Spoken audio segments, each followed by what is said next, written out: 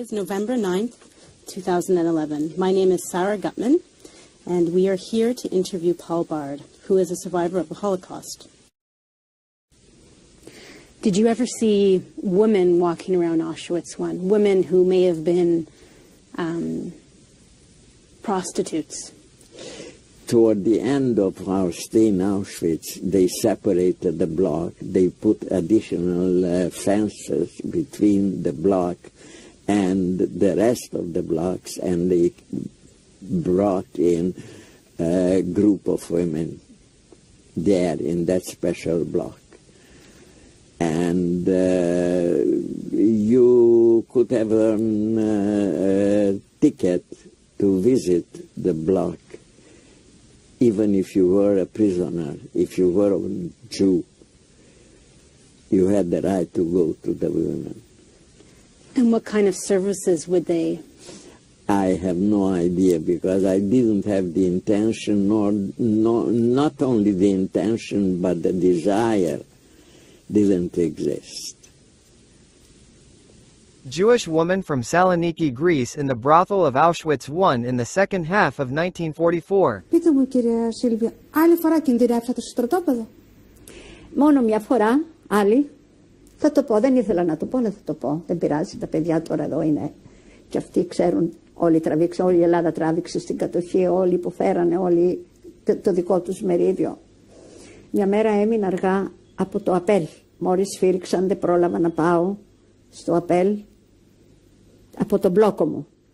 Πιο μπροστά ήταν μια άλλη γραμμή από άλλο μπλόκο, το οποίο αποτελώνταν από αυτές που τις κατατάξανε για να εξυπηρετούν υπήρχαν βαρυπινίτες, οι οποίοι τους βγάλαν από τις φυλακές που ήσαν καταδικασμένοι για εγκλήματα και τους ανέθεσαν να μας κυβερνάνε εμάς. Ήσαν τα χειρότερα στρώματα του κόσμου που λένε. Και αυτοί για να γλιτώσουν από τις φυλακές φερνόντουσαν πιο άσχημα από ό,τι είχαν διαταγές. Και για να τους ευχαριστήσω, υπήρχε ένα μπλόκο που είχαν κάτι κοπέλες, κάτι γυναίκες, τις οποίες αυτοί όταν θέλαν να τους δώσουν τον μπράβο που λέγανε, πήγαιναν, αυτοί οι άντροι πήγαιναν σε αυτές. Το πρωί ξεκινούσαν, ήταν απέναντι από τον μπλόκο που εργαζόμουν εγώ. Και τις βλέπαμε όταν γυρνούσαν το βράδυ, χλωμές, εξαντλημένες. Και αυτές τις κατατάζαν εκεί πέρα για να εξυπηρετούν αυτούς. Και έμεινα αργά από το απέλ και με βρήκε αυτή που αυτόν το λάγκερ ολόκληρο έδινε διαταγές και με ξύλο με έβαλε σε αυτήν τη σειρά. Όταν σφύριξε με έμπασαν μέσα στον μπλόκο το δικό τους. Εγώ ήξερα τι μπλόκο είναι. Μόλις μπήκα μέσα άρχισα να φοβάμαι. Άρχισα να τις βλέπω ότι ερχόντουσαν πολύ κακοποιημένες, να μην πω λεπτομέρειες. Κακοποιημένες πάρα πολύ από όλες τις απόψεις. Η μια να λέει τι γουρούνι ήταν εκείνο σήμερα, εμένα μη ρωτάς τι έτυχε σήμερα, ο άλλος δεν ξέρω τι, η μια να μπορέσει να βοηθήσει την άλλη, εγώ να αρχίζω να κλαίω και μια Γαλλίδα ήρθε κοντά μου και με λέει γιατί κλαις, καινούρια είσαι, πώς μπήκες εδώ, ποιος έβαλε εδώ, και την είπα τα καθέκαστα, με λέει μη κλαις, λέει. Ήσουν παντρεμένη? Όχι. Τότε ήμουνα εγώ 18 χρόνων, πρέπει να ήμουνα στο Auschwitz ήταν αυτό, πριν ελευθερωθούμε λίγο 18, στο 19 ήμουνα. Όχι, λέω εγώ, πόσο χρονών είσαι, λέω 19 χρονών είμαι. And 4 weeks later, they took my brother and my father on selection. They killed them. And I survived. And where was this? In Auschwitz. They were in Birkenau? Well, Birkenau, in Auschwitz. Yeah. Mm-hmm. What did you do that month there? You were in Birkenau for a month? I didn't do nothing. I don't think so. And then you got moved to Bunan? Buno, yeah.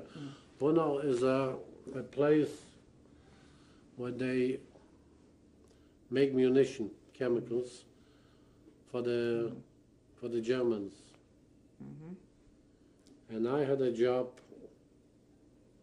transport commando, like carrying things was lucky that I worked for the British.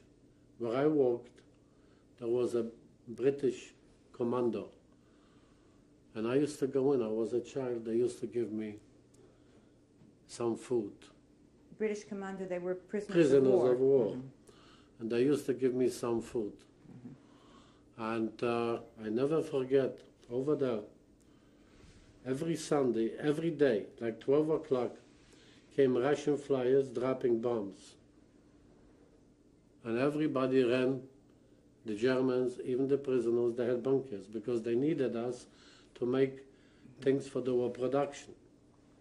It was very cold, winter time. I was sitting outside by the fire. As the Russian flyer came, I prayed that a bomb should hit me. The bombs were flying around me, turned over a railroad cart and didn't touch me. But when this happened, when they had the alarm, I saw a bomb dropped in the kitchen, the German SS seats. I ran in the kitchen and I ate the food full of glass, what they had, beans and delicious food at this time. And I ate myself, and each time I used to run, when the bombs flew, I used to run and steal their food. But when I was sitting there, I remember like now, winter time, the bomb hit the carload. The car jumped from the railroad and turned over, and I didn't even scratch me. I was sitting outside. Everybody ran, and I didn't go. I prayed that one hit me, and somehow nothing touched me. This was in Golishov. That's what I remember. And then one time... That was in Golishov or in, no, I mean, in Bunal. And then I remember one time they caught me having money. Where'd you get money? I said before, there was this lady approached me over there to watch that they were like prostitutes, most beautiful woman. Yeah. To watch when the SS couple comes or anybody comes, when she had somebody, to give a signal. So she lets this guy to the back door out and this one front. And they used to give me to eat. And what was she? What was her nationality? They were Jewish. She was Jewish. Oh yeah, they had here, I think, a age, a tattoo like who? And the Hungarian Jews, most beautiful young girls. Did you have contact with women? Any contact No. with women? No, but can I tell you something? The SS, the stormtroopers, they took the most beautiful Jewish young girls and they forced them to be prostitutes. Did you know that? How do you They know had that? sections. I saw it with my own eyes. What exactly? I saw them getting drunk, you know, and laughing and having sex with them. But most of them were murdered too afterwards. They had bordellos, you know. And Where with were they? Attractive young Jewish girls. Where were the bordellos? Well, the bordellos were they were near the SS barracks. They had special section. What about the local population? Did you ever see people from No, the the town? local population, they couldn't get here near there. Did you have visitors in the camp? No visitors whatsoever. How long did you stay at Auschwitz? I was in Auschwitz from the beginning of 42 till 45, till the beginning of 45.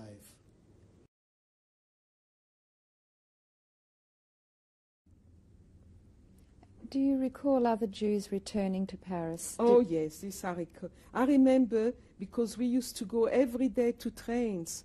You know, we always hoped to see, let's say my mother, I mean, not her family because they were in Poland, but my uncle that was living in France, she always hoped maybe he would come back. So every day I remember my mother taking me and waiting for the train that, you know, coming back from Germany with all the soldiers and returned soldiers and the people from the camp.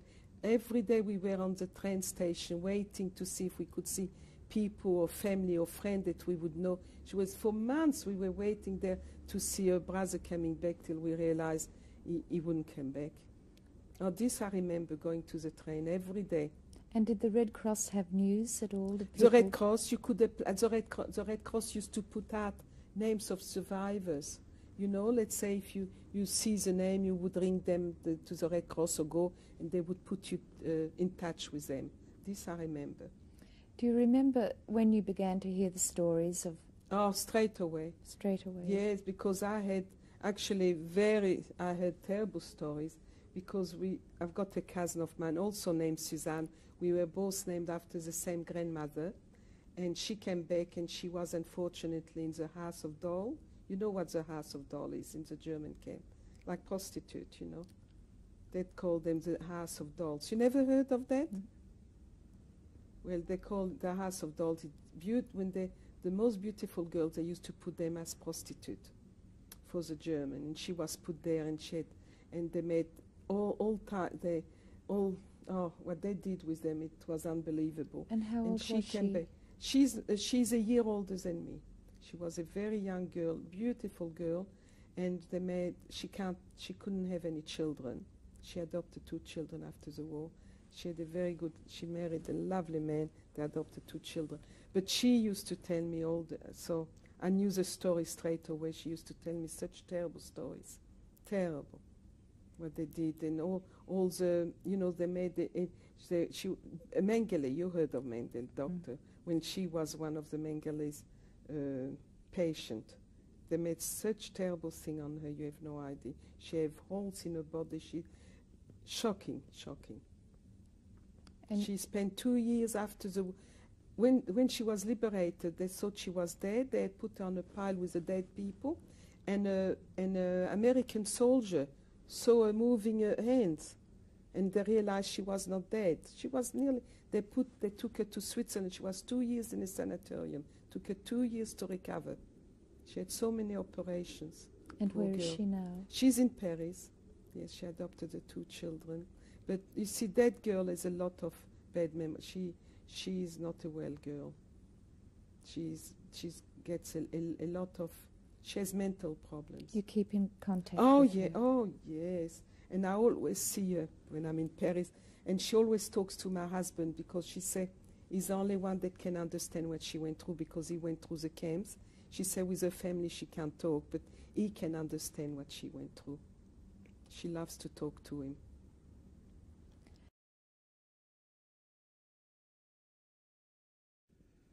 I told it to you, but I repeat it again. I was working in a whorehouse in the camp, but the girls liked me. I was just a kid. I mean, but they gave me a place to sleep in the kitchen. It was winter time. I got a hot soup a little this year. I really felt sorry for the girls, because they used to beat them up. Those guys were out without mercy. But I had a place. Were those Jewish girls? No. You couldn't touch a Jewish girl. This is one thing, you know, people ask about it. You know, if you ever touched a Jewish girl, you were shot. This was a Rassenschande. You hear very little about rape during the war. I mean, if it was ever done, it's unheard of. The Germans stood away from a Jewish girl like he stays away from AIDS. I mean, he couldn't touch her with a 10-foot pole. Who were those girls? Most of the time they were Polish girls from camp. They gave them a chance either to live and stuff like that. Sometimes you wound up with a Jewish girl who went on a Polish paper. And she was sweet and Mulai Hein, and she wound up in a Polish whorehouse, and she couldn't help herself. But 99% of the time it was Polish girls, and this was it here. Then, at one time in Plaszów, I went out to. At night, it was big hunger. It was such. Oh, I was starved.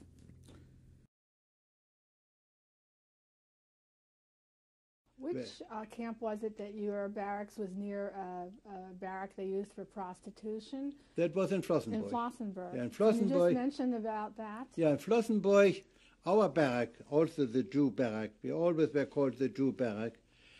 We were next to a barrack where we heard women's voices, and in Polish. So our Polish Jewish comrades could, well, at night, talk over the fence and ask them, where are you from? And they would say, we are from Poland. So they would ask in Yiddish, is that Jidlichs? Yeah, we come from Lodz and we come from so. Then we found out that the SS had taken these young girls from the different ghettos and put them into prostitution in Flossenburg. Now in Flossenburg the system was such that the capos and the old German prisoners would get every week so many coupons if they behaved according to the SS, killed some people or did more work or whatever it was. And if they had 100 of these points together, even these prisoners were permitted to go to a prostitute. But to get 100 points together, it took you about 2 years. But in Flossenburg, it was a very orderly camp. And of course, the SS men could go in and out every day. They could kill the prostitutes. Nobody would say anything. And mostly these girls were more normally what we heard for a certain time, and then they were also murdered. You see, nobody survived. I only heard from 1 or 2 people who, because they only had here Hure, which means prostitute, marked on their chest, they burned into their chest, you know. So when they undressed, they could see right away Hure, H-U-R-E, is the word for prostitute in Germany, you know. So I didn't know anybody who survived, but we knew that there were Jewish, other Polish girls too, there were Russian girls. But we learned that because our barrack happens to be next to that one. So that was Flossenburg, and from, I'm back in Sachsenhausen.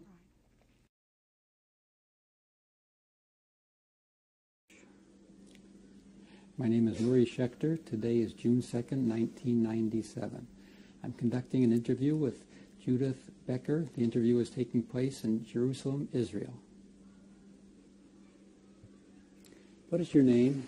My name is Judith Becker. The I stands for Irmgard, which is the Teutonic name that was given me at birth, as it was given to all children born in Germany. Probably in many other places in Europe. My Hebrew name is Yehudit. What was your family name at birth? Berger. This picture is historically important. It was the first service, Friday night service after the liberation. The American soldiers, we were in Leipzig at the time, and the American soldiers came in and conducted a service for us. And as part of the service, they gave each of us a mezuzah, which we wore on a chain from then on. Just a very simple metal mezuzah. The people who are on this picture, my mother, my sister, and I are there, of course, and the rest of them came from various places. Either they were in hiding. There's a whole group of Greek Jewesses who had been in a crib, whorehouse, near Leipzig, and people who survived gathered to find other Jews, and this was the first Friday night Jewish service.